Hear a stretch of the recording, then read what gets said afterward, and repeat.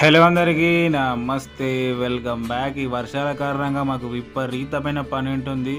కానీ పనిలో కూడా మాకు ఒక ప్లస్ పాయింట్ ఉంటుంది. ఆ ప్లస్ పాయింట్ ఏంటో మీకు తెలియాలి అంటే వ్లాగ్ పూర్తిగా చూడండి. ముందుగా మైనస్ పాయింట్ విషయానికి వస్తే ఈ వ్లాగ్లో కనబడేది మా మైనస్ పాయింట్. ఎస్, మీరు అనుకునేదే గడ్డి అనేది మాకు చాలా అంటే చాలా మైనస్ పాయింట్. ఎందుకంటే ఈ గల్లీకి రావడం ఇది మూడోసారి. ఎందుకంటే గడ్డి పీకుతాంటే పెరుగుతూనే ఉంది. చూడండి ఎంత గడ్డి ఉందో.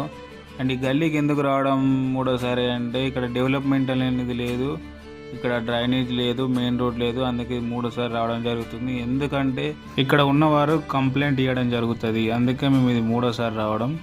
కంప్లైంట్ ఎలా ఇస్తారంటే పాములు తిరుగుతున్నాయి అని ఇస్తారు. అందుకే రావడం జరుగుతుంది. ఎందుకంటే ఇక్కడ చిన్నపిల్లలు ఉన్నారు, వృద్ధులు ఉన్నారు.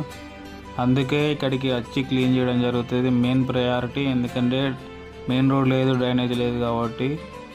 సో అందుకే చూడండి ఇవంతా మేము క్లీన్ చేసిన కుప్పలు. సో ప్లస్ పాయింట్ విషయానికి వస్తే వర్షాల కారణంగా మాకు ఈ డ్రైనేజీలు అనేటివి నీట్గా క్లీన్గా అయిపోతాయి. అందుకే అది మాకు ప్లస్ పాయింట్. వర్షాల కారణంగా ఎక్కడో ఒక దగ్గర అవుతుంది, అది మేము వెళ్ళి క్లీన్ తీసేసుకుంటూ అయిపోతుంది.